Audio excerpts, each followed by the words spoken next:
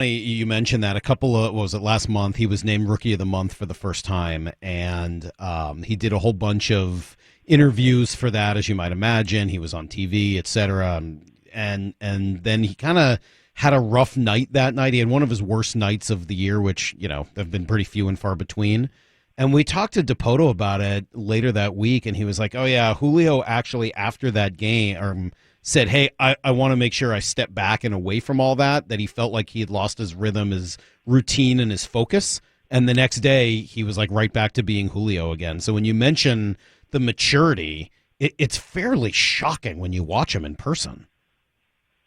Yeah, and again, that's the really impressive part, because I've run into a lot of young players in my time, and our young players have really changed the way they go about things. When a young player 40 years ago, when I first started covering, would get to the big leagues and say, okay, I finally made it here. What do I have to do to stay here?